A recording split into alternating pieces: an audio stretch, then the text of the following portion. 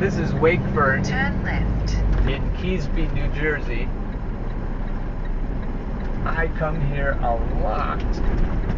In 1/4 mile, turn right. In 1/2 mile, turn right.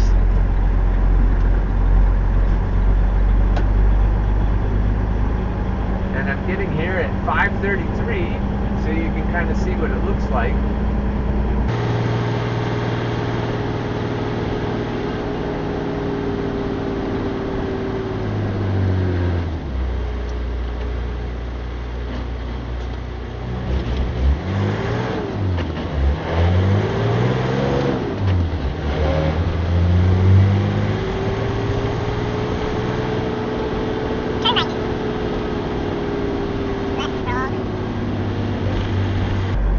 In 500 feet, arrive at coordinates. Turn right.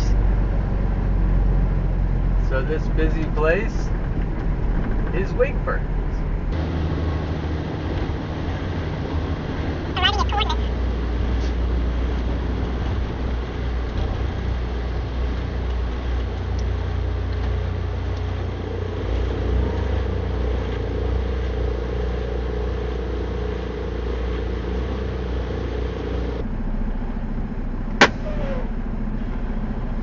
Here we are. When you start to level up and you start to take charge of your own emotions, you start to feel bigger.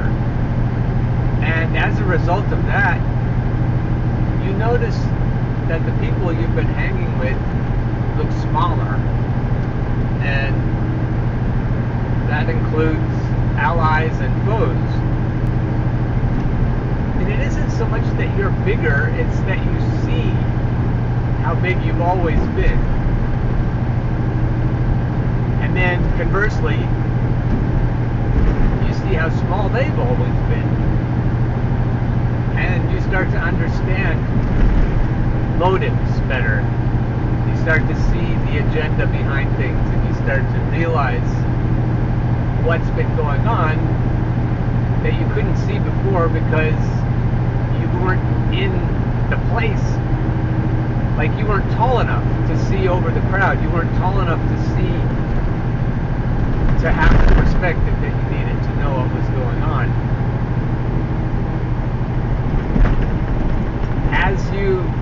As you look around, it can be disappointing as you see what's been going on. It's a new meaning, and you could have given it that meaning all along, except you weren't in the right place to do so.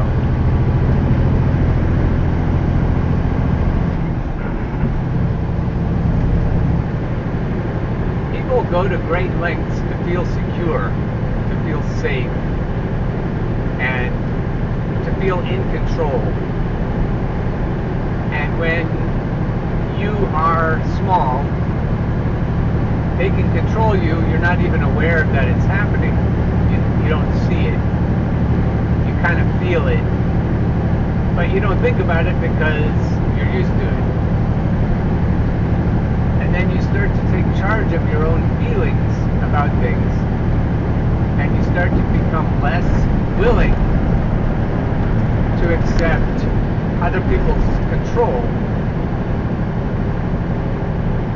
And then you start to look at the actions, the behaviors, the way people say things, most of all what they do. And then you see that all along it was supposed to keep you in a small enough place to manage. And then you start to question whether those relationships are worth keeping. You hope that the connections you have to other people allow the other people to level up too.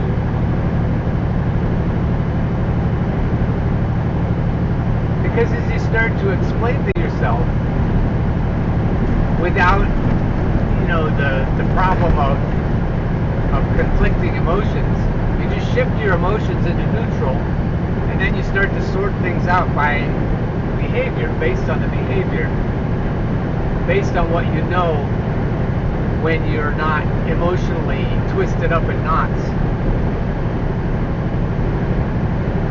And then you see, oh, that's why it's been happening like that. And then you start to say to yourself, well, it's not going to happen like that anymore because I'm not willing to be treated like that. If that's how it's going to be, then I'll do this other thing by myself. I won't need to even involve myself with this person who treats me like that. And your ability to detach from outcomes, for example, your ability to detach from worries that the other person will then reject you, well, that other person won't want me around if I am unwilling to put up with this kind of behavior from that person. And you start to say, well, that's fine, I can deal with that. That's the don't give a fuck. And when that starts to happen, you see the other person being kind of surprised by it. Maybe even being anxious about it. And that's always a shock when you're used to the other person being always in control, always acting like everything's under their control. And then when you do things and say things and feel things in a way that causes them to have doubts, and they don't look like they're in control anymore, that can be very interesting. So to go with the idea, it's a whole new world, to go with the idea that, you know, this changes everything. It's really about your identity. You've chosen a new identity, and that can freak people out because you're a different person. It's not just a different world, different person interacting with that world and with the people in it. So when you've picked, when you've chosen your emotions, along with that you're choosing a new you. It really comes down to that. And after that, anything can happen. And even though you'll get resistance, you'll get pushback, what happens ultimately, generally speaking, with the setbacks, you're going to have a better situation for yourself. You're going to have a better life. As you interpret each new thing, like traffic jams or whatever, you start to understand that when you're able to shift into neutral with your emotions, things sort out faster. Things unravel the knots, the thorny knots, the problems that always seemed impossible before, intractable, suddenly have a solution. And the solution is just you. You've solved yourself.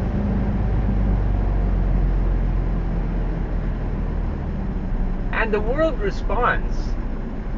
The universe responds to your energy going out. You can feel a difference. And it isn't just the people who have direct access to you. You've got a difference in a woo-woo kind of way. You've got all kinds of psychic energy going out, and it comes back to you. That calm, that rational, that relaxed, assured energy going out over days, as it happens consistently over days. You start to see things happening differently. It just happens, like the weather. It's amazing. The cosmic weather. changes for you.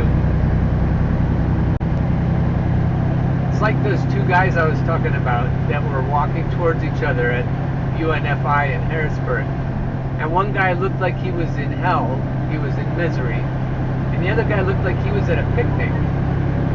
And you put that energy out over time, the negative energy versus the positive energy, and you absolutely get it back. And you don't even have to be woo-woo about it.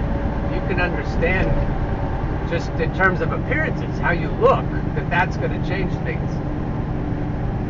But I've noticed that when I'm putting that kind of energy out, that people who can't see me, people who only can feel me psychically, are responding in all kinds of ways.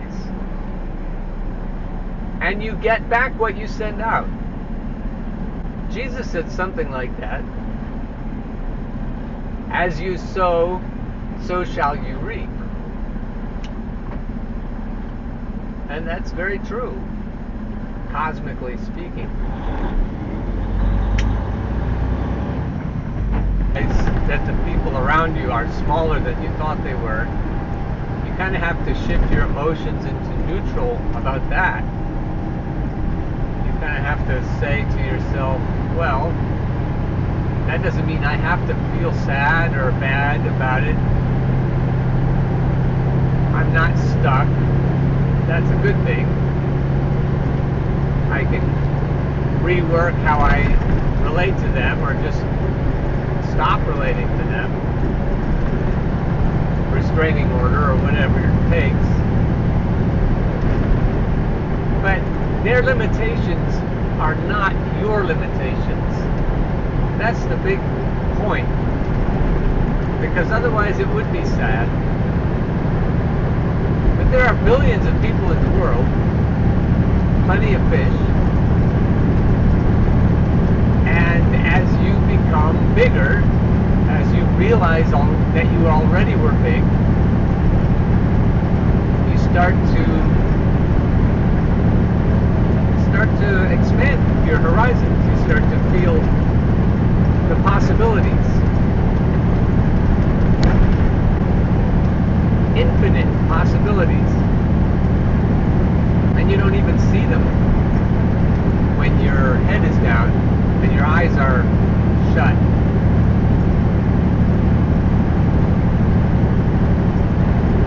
The only way to do that successfully is to detach from the outcome. Because if the people around you are your people, and that's just the way it is, and the way they relate to you can't change because that would make them uncomfortable, then you're stuck. But if anything is possible and you are fluid in the way you think about your relationships, then you can be excited. Not for what you may lose, but for what you may gain. And it is still possible that the way you relate to the people you've had around you for a while may improve. It may be that what you send out to them will come back to you. You don't need to expect that. You can expect that it will, or else. But waiting for certain people to change can be a bad strategy. But waiting for life to change can be great.